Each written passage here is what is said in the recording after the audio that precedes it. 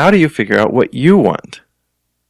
I mean, sure, there's all these options available to you, especially if you grow up in the Western world where we're told our entire lives you can be whatever you want to be and do whatever you want. Well, that sounds nice, but it's not really true. I mean, if you think about it, think about how many people end up being the president. In each generation, it's only like 2 or 3 people that end up being a president out of each generation of humans on the entire planet. If you think about, the president of the United States, how many of the people that are alive today will end up being the president? Probably not that many. So, it's not really true that everybody can be anything. I mean, yes, maybe you can have whatever you want in life, but if everybody wanted to be the president, sorry, that's just not going to happen. And I don't think it's true that everybody wants to be the president. I actually think that your innermost desire is probably a lot different than what you might expect.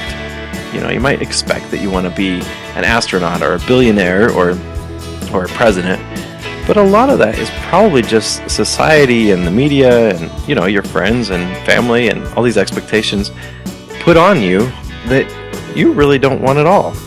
So how do you filter out all that crap so that you can focus in on what you actually want?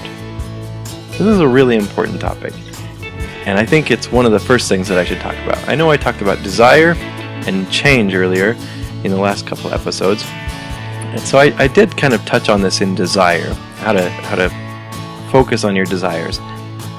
But I think that it's important to make an entire episode about how to figure out what those desires even are.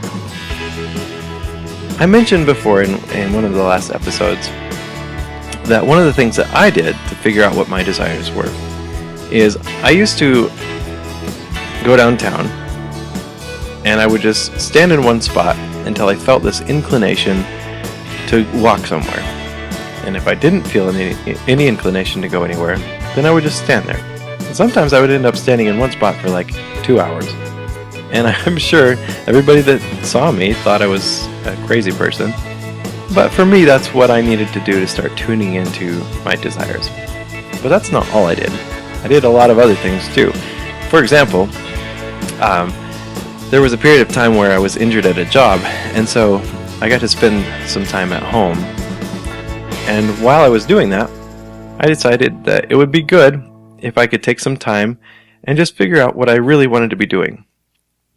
I was kind of disenchanted with this idea that you could work hard and get what you want out of life, and I'd had all these jobs where I'd been working hard, and a lot of them were, hard physical labor, and some of them were actually pretty dangerous, and I ended up injuring myself pretty badly. In fact, I had an amputation. I smashed my hand in a machine and had to get it cut off, and so it was a pretty traumatic injury.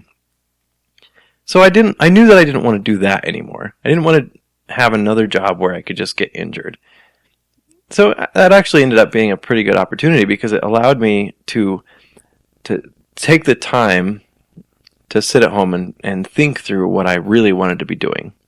It gave me that opportunity to feel okay doing that. So I would recommend that should be your first step. Look through your life, and if you haven't been happy yet, give yourself the permission to sit down and take some time to tune into what you really want. And for me, it took like 6 months. And in fact, that was about 6 years ago, and I've been thinking about it ever since and kind of honing in on exactly what it is that I want. I had a basic idea, but it's taken me a while, and I'm still not totally done. And I'm sure, as I go through life, I'll keep reinventing myself and keep growing as a person, and what I want will change gradually through time. But at least I have kind of an idea, and in fact I have enough of an idea that I was able to go to school and start focusing on what I want to do. And I've been taking more time over the years to do more and more things that I wanted to do.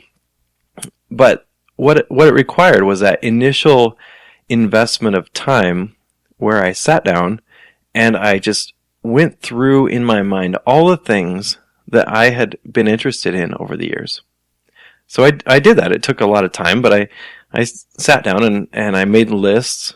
I wrote these lists out of all the things that I was interested in. And, by that time we had Google, which is really convenient because I started typing into Google all these things that I was interested in. For me, it was body language and communication and humans. I was really interested in how humans think and psychology and evolutionary biology. And so I just started researching. Well, I wasn't really researching these things, but I just typed them into Google and just to see what would come up. And I kept doing this over and over, and I kept adding more and more things to the search. So that eventually what ended up happening is I didn't really realize what I was doing at the time, but what I was doing is I was kind of narrowing down my search to things that were more and more in line with what I was really interested in. So I would encourage you to do this. I would encourage you to take some time to just I would do what I did. Just go to Google and start typing in things that you're interested in. And just see what comes up. And make weird combinations, things that you wouldn't think would go together. For me it was body language, communication, psychology, and evolutionary biology, and alpha male behavior. I was really interested in confidence and how confidence works, what it is, and why some people are more confident, and how we pick up on those signals that people give off about who is the confident person in a group, or who's the leader of a group. I was really interested in those things, so I just typed all these things into my search, and it ended up being 20 things in one search, and not all of them were related. But it narrowed my search down to where I just had, sometimes I just had 5 results. And I did this over and over, and, I would read through several of the results and see what it was talking about. And if it was really what I was interested in, then, I might add another word to my search or take something away that didn't quite fit. So I would recommend doing this. Take some time to just add things to a Google search, just type them in and see what comes up.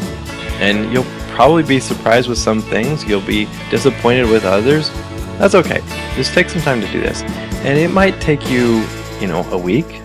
It might take you 6 months. But I'm not going to tell you that you need to invest 6 months in this project, because a lot of you aren't going to do it. That's just all there is to it. If you think something's going to take 6 months, you're not even going to start. If you're anything like I was, I had no idea how long it would take. I was just curious about these things, and so I started typing them into Google.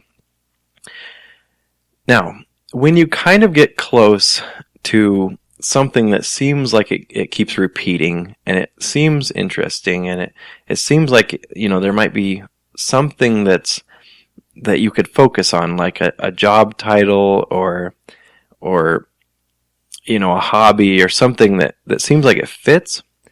One thing that I did, and I would recommend that you do this too, especially if you're looking for a job in that field, is add the word LinkedIn, like the website LinkedIn. Add that to your search.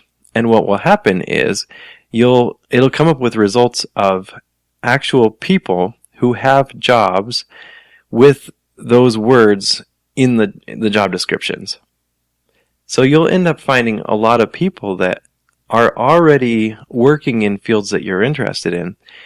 And what you can do is you can go through and look at the schools that they went to, and what they studied at those schools, and what jobs they've had in the past, and you can kind of build a plan for your life of how to get where you want to go. This is awesome. No one ever told me this.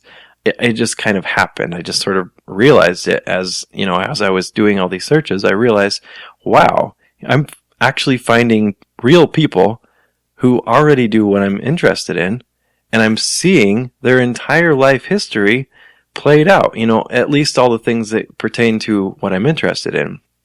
And it kind of cuts out all the bullcrap, because anything that didn't apply to their field of interest, they probably didn't put on their LinkedIn profile. So you don't even have to worry about all the stuff that's going to waste your time. You can look through and see the common things that exist in similar profiles and focus on those things. And for me, it was a communication major at school. So that's what I did. I went to Boise State University and I applied to get in, and I went for a communication degree, and now I'm almost done with that degree. So I kind of had this pathway that led to the job that I want to get. So it was perfect. And all that kind of happened just by luck, really. I had no idea what I was doing.